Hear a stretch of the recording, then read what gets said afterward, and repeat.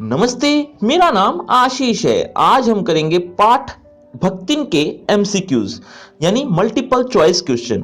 आप ये पाठ पढ़ चुके हैं तो आज आपको इस टेस्ट में बहुत मजा आने वाला है। और अगर आपने इस पाठ को नहीं पढ़ा तो इस पाठ का लिंक आपको डिस्क्रिप्शन बॉक्स में सबसे ऊपर मिल जाएगा। हजारों लोग देख चुके हैं, आप भी देख सकते हैं। तो चलिए शुरू करते हैं। आ देखें जरा किसने कितना पढ़ा। पहला प्रश्न है, भक्तिन पाठ की रचयिता कौन है। बच्चों, हर क्वेश्चन के साथ मैं आपको 4 ऑप्शंस भी दूंगा। ऑप्शन देने के बाद आपको 5 सेकंड मिलेंगे। जी हां, 5 सेकंड मिलेंगे आंसर देने के लिए। आप अपना आंसर कमेंट करते रहना। एंड में देखना चाहता हूं किसके कितने आंसर ठीक हुए। एंड में फिर मैं आपको रिपोर्ट कार्ड भी बताऊंगा। मैं मानता हूं कि 5 सेकंड कम है सोचने और कमेंट करने के लिए, तो हर क्वेश्चन के बाद आप वीडियो को रोक कर भी कमेंट कर सकते हैं। देखते हैं किसके सबसे ज्यादा ठीक होते हैं। भक्तिन पाठ के रचयिता कौन है।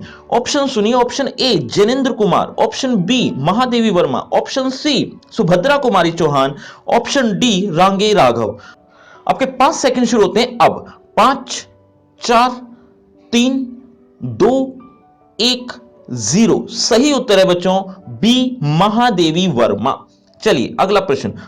प्रश्न नंबर 2 है, भक्तिन महादेवी से कितने वर्ष बड़ी थी। भक्तिन महादेवी से कितने वर्ष बड़ी थी। ऑप्शन ए 15 वर्ष, ऑप्शन बी 25 वर्ष, ऑप्शन सी 30 वर्ष, ऑप्शन डी 20 वर्ष। 5 4 3 2 1 0। सही उत्तर है बच्चों 25 वर्ष। अब ये बात कैसे पता चले, पाठ में कहीं नहीं है, लेकिन एक पहला पैराग्राफ में आप देखिएगा। पहले पैराग्राफ में लिखा हुआ है कि अगर वो हमारे साथ को 50 वर्ष बताती है तो मैं इस हिसाब से 75 की ठहरती हूं, और वो 100 साल की आयु भी पार कर जाती है। मतलब लगभग 25 उम्र की का गैप था उनके बीच। चलिए आगे देखिए।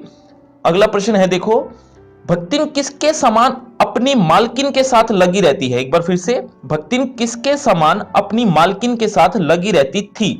ऑप्शन सुनिए। ऑप्शन ए छाया के समान, ऑप्शन बी धूप के समान, ऑप्शन सी वायु के समान, ऑप्शन डी पालतू पशु के समान। 5 4 3 2 1 0। सही उत्तर है बच्चों छाया के समान, ए छाया के समान। प्रश्न नंबर 4 देखिए। प्रश्न नंबर 4 है, भक्तिन का शूरवीर पिता किस गांव का रहने वाला था। भक्तिन का शूरवीर पिता किस गांव का रहने वाला था। ऑप्शन सुनिए। Option A Munsi, option B Lusi, option C Jhusi, option D Handia. जल्दी से जवाब दीजिए। 5 4 3 2 1 0। सही उत्तर है बच्चों सी झूसी। झूसी में का रहने वाला था उसका पिता। चलिए अगला प्रश्न देखिए। अगला प्रश्न है, अगला प्रश्न 5वां, भक्तिन का वास्तविक नाम क्या था। भक्तिन का वास्तविक नाम क्या था। ऑप्शन सुनिए। Option A Bhaktin, option B Lakshmin अर्थात लक्ष्मी, ऑप्शन सी दासिन, ऑप्शन डी पार्वती। सबसे आसान प्रश्न है ये। 5 4 3 2 1 0। सही उत्तर है बच्चों बी लक्ष्मीन यानी लक्ष्मी। चलिए अगला प्रश्न देखते हैं। अगला प्रश्न है आपके सामने, भक्तिन का विवाह किस गांव में हुआ।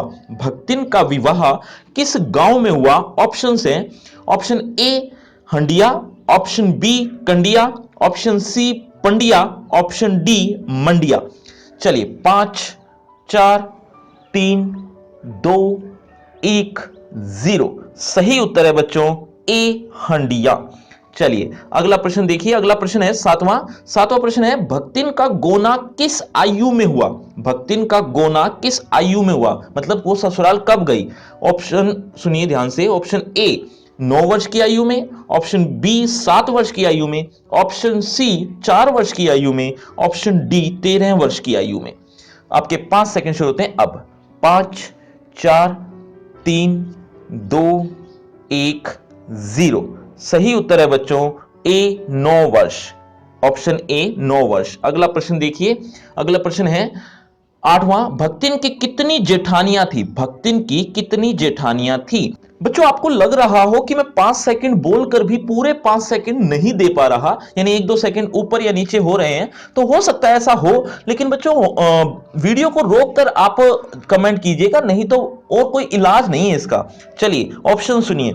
Option A 4, option B 3, option C 2, option D 1।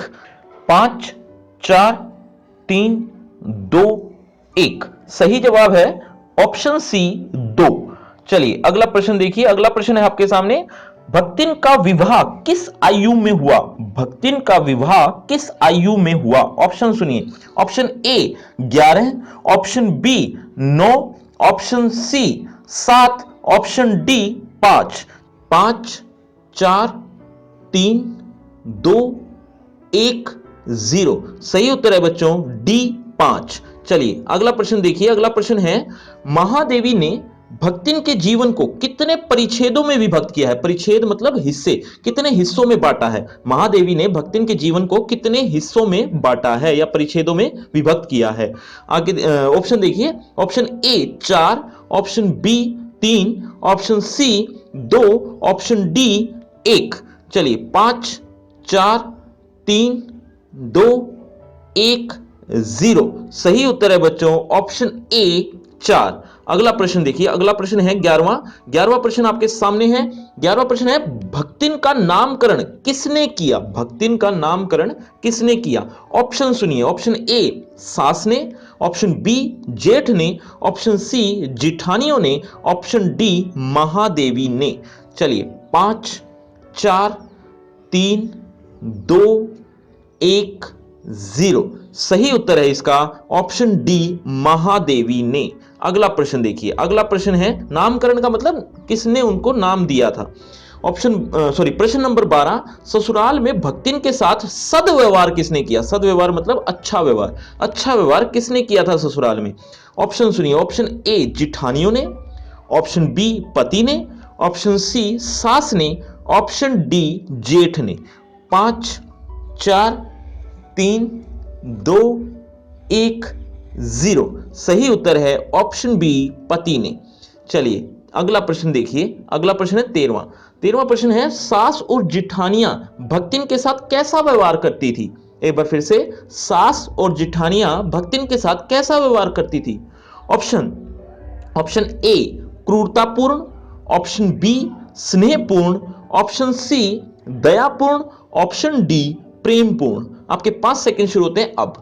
5 4 3 2 1 0 सही उत्तर है ऑप्शन ए क्रूरतापूर्ण, यानी बहुत बुरा निर्दयीपूर्ण व्यवहार, जिसमें दया ही ना हो, ऐसे व्यवहार करती थी।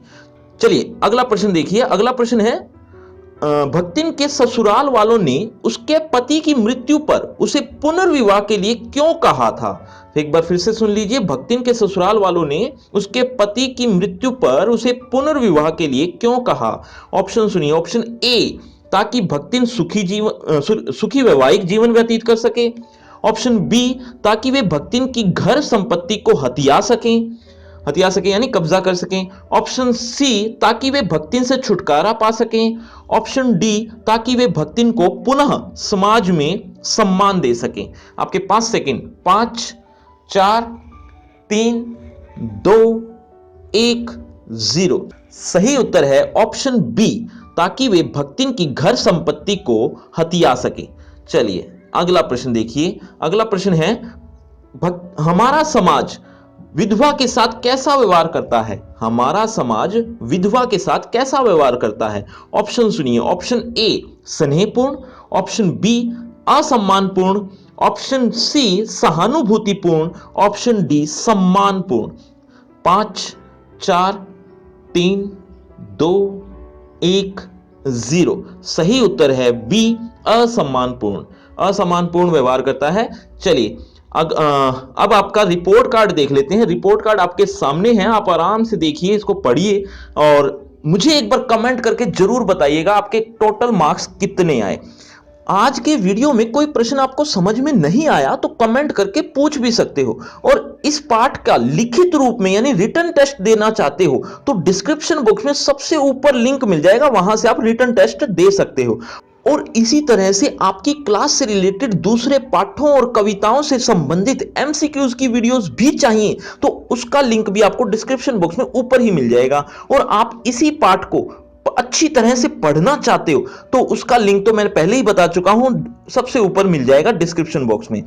और आपकी क्लास से रिलेटेड अदर वीडियोस भी आपको चाहिए तो उसकी अलग से कैटेगरी वाइज प्लेलिस्ट बना रखी है, डिस्क्रिप्शन बॉक्स में चेक कर लीजिए। और अगर आपको मुझसे बातचीत करनी है तो सभी सोशल मीडिया के लिंक डिस्क्रिप्शन बॉक्स में है, आ जाइए बातचीत करते हैं। शुक्रिया, धन्यवाद।